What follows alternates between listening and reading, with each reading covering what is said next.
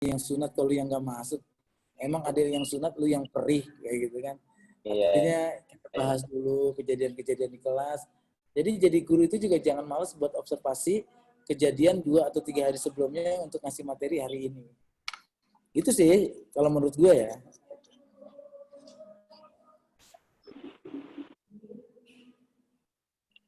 Halo, Cika. Ya, Bang. Jadi sebelum kita memberi humor tentang suatu materi tersebut, ada baiknya kita pelajari dulu tentang materi yang akan kita sampaikan terlebih dahulu. Kurang lebihnya seperti itu ya, Bang. Misal mau memberikan humor bahasa Inggris, kita harus ya walaupun basic-basic bahasa Inggris kita minimal harus menguasai itu gitu. Terus matematika, begitu juga yang lain. Iya, di kolom chat juga banyak nih, Bang. Ini tadi dijabarin satu-satu mata pelajaran kan, tapi nggak mungkin gitu ya Bang. Ada yang nanya kalau guru PKN bagaimana, PAI bagaimana gitu. Kalau dijabarin semua, kayak nggak cukup deh Bang ya buat Iya. ini. Nah, iya banyak banget nih Bang yang nanya. Nih, coba ada Ya, iya. ini boleh Bang. Ya, ke atas. Bagaimana membentuk suasana belajar mengajar yang nyaman buat siswa melalui humor. Kalau dilihat kadang tuh suasana belajar mengajar lebih menakutkan bagi siswa. Dilihat dari siswa yang takut saat bertanya atau siswa yang menghindar kontak mata dengan guru agar gak ditunjuk. Itu kan bisa jadi bukti kalau suasana tidak nyaman bagi siswa. Begitu Bang. Ada yang bertanya. Gimana? Ini nih Bang, bentar Bang. Nih. Yeah. Bagaimana membentuk suasana belajar mengajar yang nyaman buat Yang siswa? menyenangkan. Ya, benar. Melalui humor. Kalau dilihat, kadang tuh suasana belajar mengajar lebih menakutkan bagi siswa. Dilihat dari siswa yang takut saat bertanya, atau siswa yang menghindar kontak mata dengan guru agar nggak ditunjuk. Nah, kira-kira bagaimana nih Bang membentuk suasana belajar mengajar yang nyaman untuk siswa tersebut gitu? Kadang-kadang kan nyaman untuk satu siswa di sini belum tentu nyaman dengan siswa di kursi yang lain. Iya. Kadang-kadang nyaman untuk siswa laki-laki belum tentu nyaman untuk siswa perempuan. Nah, itulah kita harus cari titik temu agar semua satu kelas itu frekuensinya sama, dalam tingkat kenyamanan yang sama, ini yang sama. Artinya kalau gue waktu zaman gue ngajar, kalau gue lihat siswi atau siswa gue itu ngantuk, nunduk, atau menghindari tatap mata dengan gue, takut ditanya atau gimana, gue dengan ringan aja. Kamu kenapa nggak mau lihat muka saya? Kamu kalau suka bilang. Atau kalau kamu mau muntah aja gitu kan. Kadang-kadang hal kayak begitu, itu dia ingatnya bukan hanya pada jam itu. Di saat suatu hari dia lulus, menjadi seorang besar atau gimana, kadang-kadang kalimat seorang guru itu selalu diingat sama murid. Jadi kadang-kadang gue bikin satu sok terapi tertentu yang akhirnya kadang-kadang kalimat gue itu dia nggak bisa lupa sampai seumur hidup. Kayak pernah pada zamannya gue ngajar itu dulu, artis paling cantik itu Agnes Monica, gitu kan. Kadang-kadang yang mukanya nggak berani natap, gue panggil gitu kan, Agnes Monica, kamu kenapa sih? Kok nggak berani natap saya? Gitu kan. Udah, kamu mirip banget Agnes loh, gitu kan. Buat dia tuh kayaknya pas begitu lulus bilang, Pak masih ingat nggak Pak waktu saya dipanggil Agnes? Oh ternyata kalimat kecil itu membuat kesan, dan besoknya di saat dia masuk kelas, teman-teman sekelasnya dia tuh manggil Agnes. Dan ternyata tadinya nggak nyaman jadi nyaman, tadinya tuh anak nggak populer di kelas, akhirnya kita jadi populer di kelas. Karena secara psikologis kita itu harus bisa mengangkat anak-anak yang selama ini kan kadang-kadang di kelas itu ada yang dibully, ada yang menjadi ketua geng, ada juga yang kadang-kadang cuma kayak acar di nasi goreng, ada tapi nggak penting gitu kan. Nah, itulah fungsinya kita sebagai guru, harus tahu karakter kita saat mengajar itu, nih anak tipenya nih kayaknya ada nggak ada dia juga nggak berarti. Bagaimana kita menimbulkan supaya orang itu menjadi berarti di sebuah kelas. Kemudian kita tahu banget lah bagaimana cara memilih ketua kelas. Biasanya yang paling pintar atau yang paling badung tapi temennya banyak. Nah kita udah bisa tahu tuh orang yang seperti itu harus kita apakan di dalam kelas. Kita mainkan dulu, kamu jadi ketua kelas, kenapa? Kamu dipilih jadi ketua kelas, jangan-jangan pakai cingceripit nih, yang kecepit jadi gitu kan. Artinya hal-hal ringan, tapi buat mereka itu terkesan. Gitu sih. Ya. Ya intinya sih ini ya Bang Narji ya, bagaimana mengajar itu dengan cara yang menyenangkan gitu ya. Ya buat anak-anak itu suasananya pun menjadi suasana yang apa namanya? Suasana yang ceria gitu ya. Sehingga kalau ceria itu kan materinya mudah untuk di apa namanya? Kalau anak-anak semangat dalam belajar, baik itu anak TK, baik itu anak SD, anak SMP, SMA, kalau mereka semangat dan merasa sehati dengan gurunya, maka materinya akan mudah mengikuti masuk ke dalam hatinya. Gitu ya, Bang Narji, kira-kira begitu ya? Karena kalau kita menelaah sejarah pendidikan di Indonesia,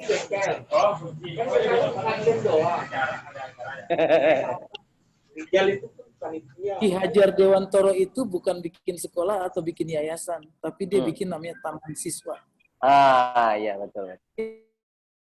Konsep taman itu apa sih? Akhirnya sekarang kan itu banyak sudah diadopsi menjadi sekolah alam, universal. Itu kenapa? Ki Hajar Dewantoro juga tahu di saat penjajahan seperti itu orang jangankan mikirin untuk sekolah, untuk konsentrasi belajar, masih banyak Belanda. Takutnya mau program sekolah juga diuber kan sama company. Nah, di situ Ki Hajar Dewantoro jadi gue selalu mengecamkan itu bahwa oh iya. Dan ada nggak tagline pendidikan kita itu dari Ingarso Sungtulodo, Tuturi Handayani. Tuturi Handayani. Nah, ingat nggak kata Tuturi Handayani itu? Ingat. Kita cuma untuk mendorong, mengarahkan gitu kan. Dan kita harus berpikir beda. Kapan kita mengajar, kapan kita mendidik. Gue sih kayak gitu. Artinya kalau kita mengajar 1 jam materi kita selesai sesuai kurikulum udah beres. Tapi kalau mendidik itu bagaimana apa yang kita sampaikan itu bisa tercamam terekam di hati, di otak, lalu diaplikasikan dengan perbuatan kayak gitu sih. Nah, gue jadi serius banget ya. Gue kalau udah bicara soal guru jadi serius gue. Ya, kira-kira begitu jawaban dari Bang Narji dan Bang Mustafa. Nah, pertanyaan lagi untuk Bang Narji dan Bang Mustafa, ada pertanyaan. Kalau mau tanya, pengalaman saya pernah mengajar di kelas. Tujuannya sih humor, bercanda. Tapi salah satu siswa saya tersinggung. Itu bagaimana Bang cara menghindari kejadian seperti itu? Mungkin Bang Mustafa dan Bang Narji bisa menjawab pertanyaan dari Kak Reza Momota.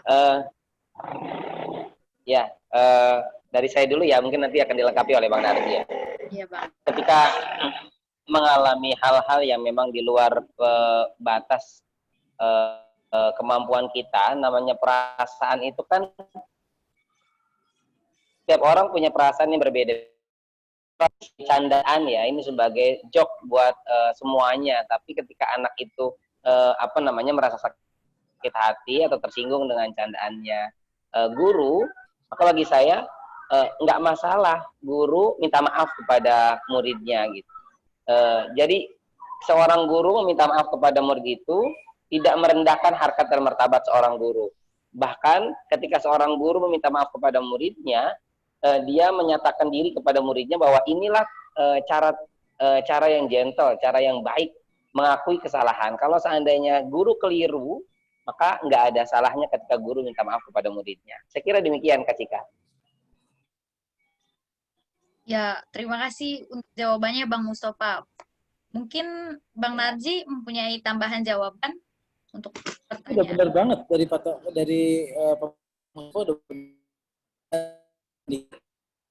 kita harus pandai memilih humor, terutama di saat kita mengajar tingkatan SMP dan SMA. Itu mereka tuh usia labil. Jangan sampai kita bercanda soal fisik kepada murid kadang maaf gitu, kalau di kelas kita ada yang anaknya agak gemuk, agak hitam, agak beda dari tampilan teman-temannya, itu mereka di kelas aja sudah merasa menjadi objek kita. Jangan pernah menyentuh anak-anak yang seperti itu. Justru kita bercanda kepada mereka yang ganteng, menjatuhkan. Nah, biasanya anak yang merasa diskriminasikan itu merasa, kok gue nggak diperhatiin ya, nggak gini-gini. Itu biasanya dengan bahasa saya, humor yang kita untuk menggunakan anak-anak diskriminasi itu justru menyanjung mereka gitu kan. Kamu tuh seneng deh gara-gara punya murid kayak kamu. Kenapa? Ternyata sekarang saya punya saudara kayak kamu gitu. Kalau aku tuh kayak gitu kan, gitu kan. Teman senasib sebentuk, kadang-kadang gitu kan. Aku sering itu mengolah orang-orang yang dianggap sebelah mata, mereka akhirnya berubah menjadi orang-orang yang menjadi pusat perhatian. Akhirnya makanya kita jadi guru juga ikutin lah berita-berita infotainment, jangan sampai kita kalah sama siswa kita. Mereka Rizky Bilar nih. Nah kita juga harus tahu siapa Rizky Bilar, siapa ini. Jadi di saat begitu kan ada anak yang tampilannya jauh dari standar kehidupan manusia, kita bisa gitu, Rizky Bilar, Lesti mana gitu kan. Nah itu kan buat mereka tidak menyinggung mungkin. Itu sih tambahan dari saya. Ya, terima kasih Bang Narji dan Bang Mustafa atas jawabannya. Ini juga nih Bang, ada pertanyaan menarik karena baru nih ada pertanyaan dari Kak Sabto Bima. Itu Pak Satria angkat tangan terus. Iya. Oh iya. Kelihatan Bang. Iya, Bang Sabto Bima. Mungkin Bang Mustafa dan Bang Narji bisa menjawab bagaimana Bang atau strategi mengajar dengan daring atau online agar tidak membosankan, sebab pengalaman pembelajaran daring sangat membosankan, tidak maksimal dan sangat jenuh. Kira-kira mungkin kan pembelajaran daring baru diadakan di 2020 ini gitu ya Bang. Apa Bang Mustafa dan Bang Narji mempunyai masukan untuk gimana caranya mengajar daring agar tidak membosankan gitu Bang? Kemarin waktu mulai dari daring itu, saya sudah tidak menjadi lagi guru, tapi anak saya 2 orang itu menjadi murid di saat daring. Di situ gue bisa menilai guru-gurunya dia, mana yang bisa membangun suasana, mana yang tidak bisa membangun suasana. Karena kalau di sekolah, izin ke kamar mandi atau toilet aja ribet. Tapi kalau yang namanya di rumah, kadang-kadang karena toilet di rumah sendiri, kayak anak gue tuh, satu mata pelajaran bisa 4 kali bolak-balik ke kulkas, ambil es krim, nyemil. Itu kenapa? Tapi ada satu pelajaran yang gurunya sangat menarik. Justru tuh anak benar-benar fokus di depan laptop. Nah ini gue pelajarin, ternyata banyak trik-trik yang dilakukan sama guru itu sampai menarik. Nih contohnya, ayo hari ini saya punya hadiah. Saya punya tambahan kuota nih, gue inget banget tuh. Ayo ada hadiah kuota.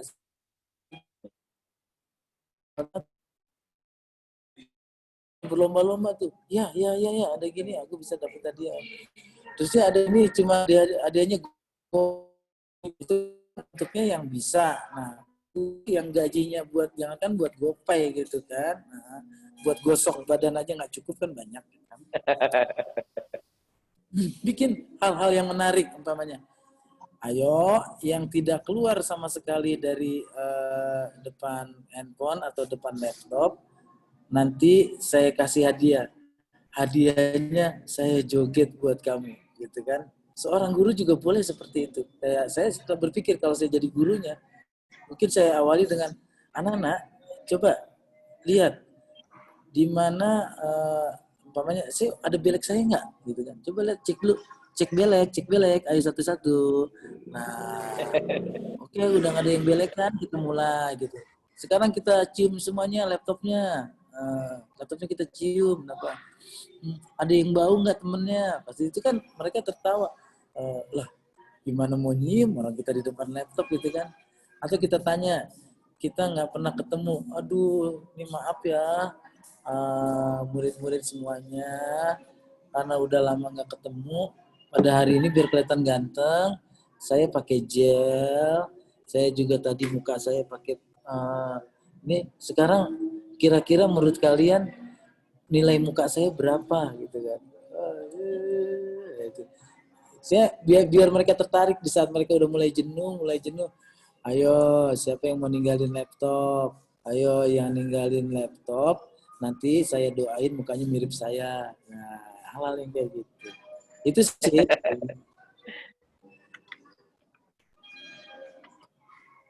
Ya, saya menambahkan sedikit. Waduh, tuh Ya, boleh Bang. gede amat, Bang. Tempat cupang. Jadi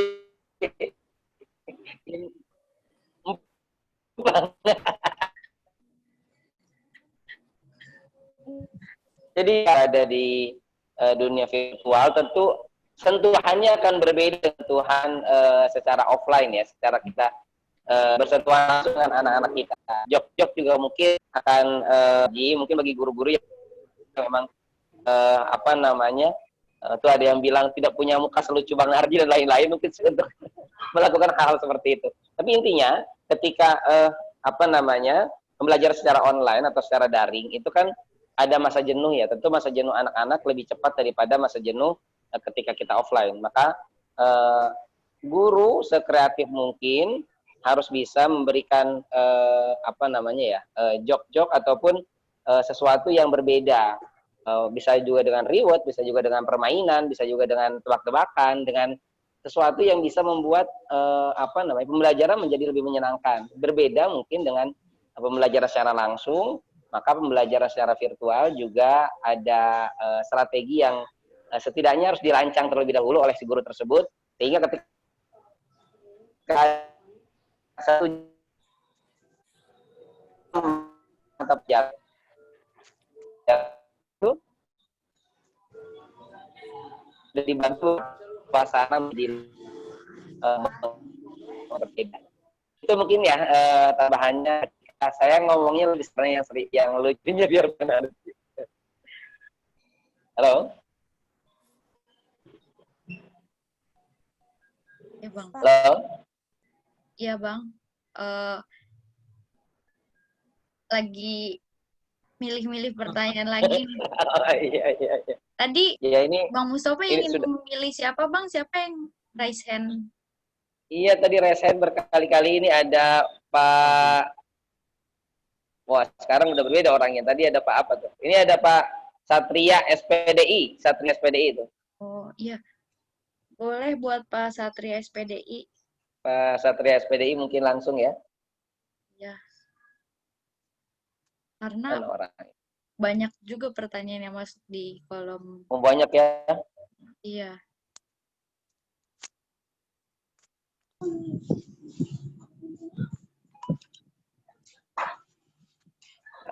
Halo. Rina. Sukrina ya. Iya. Sukrina. Boleh kepada Ibu atau Ya. Bapak Sukrina. Ibu ya, Ibu Sukrina. Iya, Ibu Sukrina. Ada dangdutnya nih. Iya. Ada dangdutnya. Ternyata ada yang terkenal.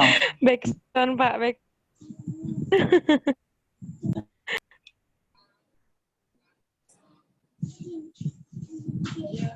Oh, itu jempol siapa? Tantangan aja bahagia tadi. Bu Sukrina, monggo. Iya, Pak Sukrina atau Ibu Sukrina. Iya, mana tadi? Kok nggak ada ya? Wah, Tahu ada lagi nih yang raise hand, Ibu Nur Solatin. Nur Solatin, oke ya. Boleh langsung kalau mau Unmute. di unmute juga boleh. Ibu atau Bapak. Nah, itu. Ya. Bukan, itu yang tadi jempol, Bang. Yang Andre Ardianto. Oh, itu. Ayo, ini mana orangnya? Atau pertanyaannya pilih dari chat nih, Bang. Pertanyaan. Ya, dari chat dulu, dari chat. Monggo. Ada pertanyaan dari chat dari Rosmayanti. Saya Rosmayanti dari Palopo, izin bertanya, Bang. Bagaimana jika kita tidak memiliki muka selucu Bang Narji? Bagaimana sih caranya supaya bisa menarik perhatian anak-anak, supaya anak-anaknya merasa nyaman dan semangat belajar, nggak ngebosenin? Bagaimana sih caranya menampilkan muka yang lucu, Bang? Apalagi muka saya ini nggak lucu-lucu banget gitu, kayak muka Bang Narji, hehehe. Gitu, Bang, ada pertanyaan. Sebelum saya jawab buat dari Palopo, berarti muka saya mirip panda gitu.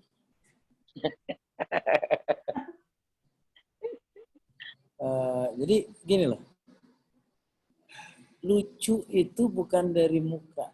Muka itu adalah bentuk ekspresi hati kita. Ada orang tuh tampangnya serem, tapi kalau hatinya itu kelihatan ceria, itu kelihatan bahwa ada inner positif atau inner komedi di muka itu. Orang tuh tergantung hatinya. Pelawak itu bukan kelihatan lucu, tapi karena hatinya dia lucu, itu muka seserem apapun juga akan nampak kelihatan gemesin gitu kan. Kalau lihat, iya, kalau dilihat serem, sebenarnya muka gue serem loh. Ya. Tidak seserem amat sih, Bang. Jadi Rosmayanti, cobalah Anda sekarang kalau di rumah ada cermin, Anda lihat bayangan Anda. Coba di saat kamu bercermin, kamu lihat dan kamu berpikir, kamu lagi mikirin masalah leasing atau masalah asuransi atau masalah apa. Pasti itu berbeda di saat wajah bayangan kamu, di saat kamu lagi mikirin masa lalu sama pertama kali ditembak cowok. Nah,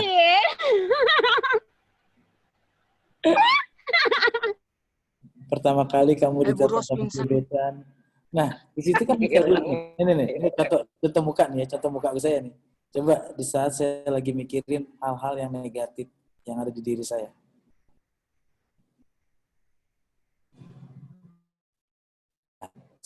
Saya lagi berpikir ini adalah hal-hal positif yang lagi ada di diri saya. Ya, oke. Dari ekspresi itu Anda belajar. Jadi guru itu di sebuah kelas adalah fokus perhatian dari lebih dari 20 murid. Jadi bagaimana kita menampilkan bahwa muka kita pada saat itu adalah muka kita yang paling diperhatikan. Muka kita adalah muka paling ganteng, muka kita adalah paling cantik, muka kita adalah paling karismatik di antara orang yang ada di ruangan itu. Bagaimana caranya? Pede ya?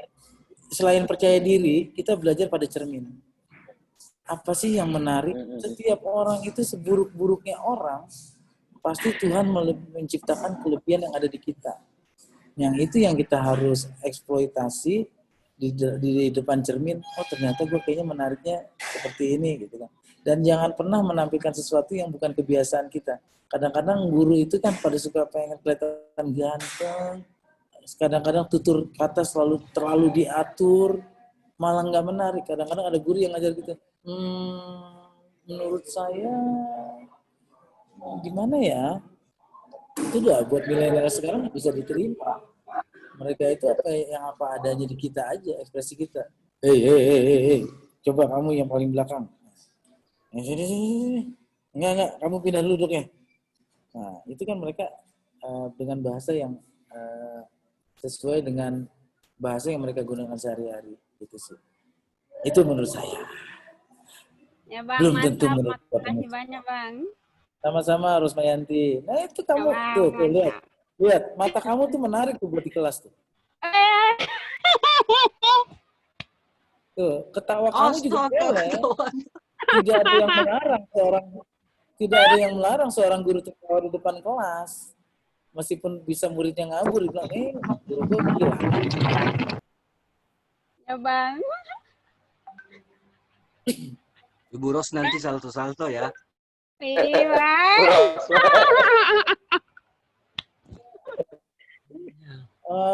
Makasih banyak, Bang. Pertama, Ya, ini Bang. Pak Mustafa, eh, ini buat hostnya dan buat semua yang sudah hadir pada malam hari ini. Ya. Sebelumnya saya mohon maaf karena Pak Mustafa tahu sekarang sebenarnya di tempat ini lagi ada Bu Aya. Saya lagi ngobrol sama beliau dan setelah Oh. ini saya juga Oh, harus Masya Allah. berangkat lagi ke satu titik. Masih ada titik maulid yang saya Oh, sana. luar biasa. Jadi, Bu Haji ajak gabung, Bang. enggak dia lagi ngobrol sama tim kita di sini. Jadi salam iya. dari dia. Siap. Terus, jadi prinsip saya Siap. satu, ini yang kesimpulan yang saya bawa garis bawahi bahwa senyum adalah bahasa tubuh yang bisa mengantarkan ilmu kepada setiap orang. Mantap. Mantap, Terima Bang. kasih Mantap. semuanya yang udah bergabung. Izin mohon maaf ya. Kurang lebihnya mohon maaf.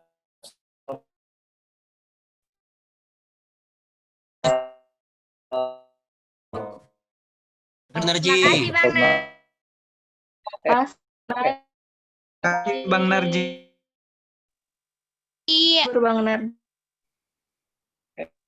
Ya, terima kasih Bang Narji. Makasih Bang Waduh, Narji. ini masih banyak banget pertanyaan-pertanyaannya ini.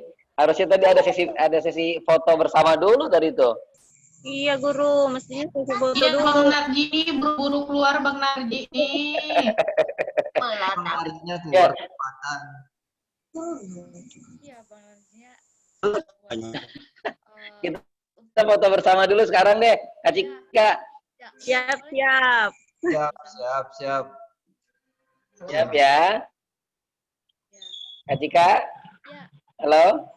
Iya Bang, kaji enggak? Yuk, dikomandoi. Ya. Ayo foto bersama. Halo.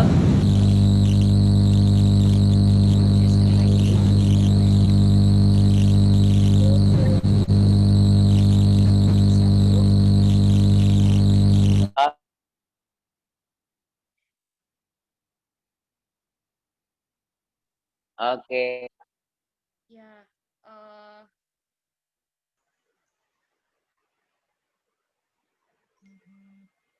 Halo. iya Kak. Iya Pak. Iya Bang.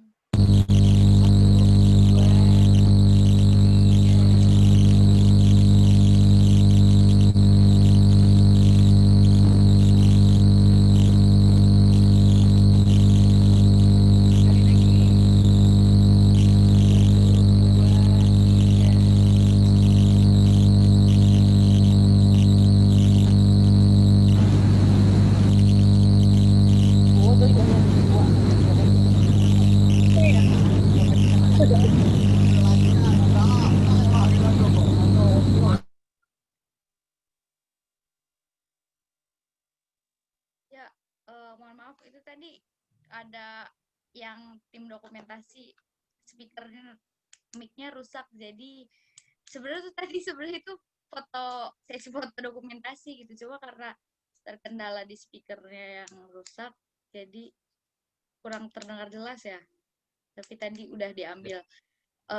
Iya, terima kasih juga kepada Bang Mustafa yang telah meluangkan waktunya untuk mengisi di webinar pada malam hari ini. Semoga Terima kasih Rumah Inisiator, terima kasih Kak Cika. Ya, semoga apa yang sudah disampaikan oleh Bang Narji dan Bang Mustafa menjadi tambahan ilmu nih untuk kita semua yang menghadiri webinar pada malam hari ini. Amin. Terima kasih. Terima kasih, Bang Mustafa. Terima kasih Dokter Sujaro. Sebelumnya, semua.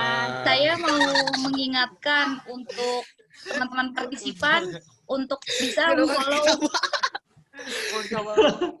memfollow IG @rumahinisiatorpendidikan, karena di IG tersebut nanti akan di-share info-info tentang kegiatan Rumah Inisiator Pendidikan ke depannya. Nanti kita juga akan mengadakan webinar-webinar lain yang tak kalah menarik dengan topik dan pemateri yang insya Allah juga keren. Dan juga di situ nanti akan ada giveaway untuk para para followers @rumah inisiator pendidikan. Jadi untuk teman-teman partisipan semua bisa untuk memfollow IG @rumah inisiator pendidikan karena di situ akan ada banyak kegiatan yang akan dilakukan oleh inisiator, dan juga nantinya kita akan membuka open recruitment volunteer untuk kegiatan rumah inisiator pendidikan ini. Kurang lebihnya seperti itu teman-teman dan partisipan semua. Semoga apa yang menjadi tambahan ilmu kita pada malam hari ini bermanfaat untuk kita semua. Saya Cika Kamara Amin. selaku moderator. Amin. Makasih Amin. Kak Cika. Mbak Cika. Amin. Mbak Cika. Saya Cika Kamara selaku Untuk moderator. sertifikatnya ambil di mana ya? Nanti akan di-share di grup, Kak, kalau untuk sertifikat. Oh, bukan di email ya? Ada kata Iya, Email, nanti akan nanti di email, diinfokan di email. di grup. Iya. Oh, diinfokan di grup. Iya. Jadi terima kasih kepada partisipan malam hari ini semua yang luar biasa sekali Hampir antusiasnya sampai 600 ya? iya Hampir 600 hampir ya, luar 600 biasa. 560 berapa gitu tadi. Terima kasih kepada partisipan semua. Ditunggu untuk menghadiri webinar-webinar selanjutnya dan juga boleh Makasih. ya tidak live grup rumah inisiator karena akan diinfokan lagi webinar selanjutnya di situ, dan boleh untuk bertukar info tentang webinar. Barangkali partisipan semua punya info webinar, boleh untuk bertukar info webinar di grup tersebut. Begitu. Ya, saya mohon maaf jika ada terdapat kesalahan kata-kata dan perbuatan. Kurang lebihnya mohon maaf. Wassalamualaikum warahmatullahi wabarakatuh. Waalaikumsalam Terima kasih. warahmatullahi wabarakatuh.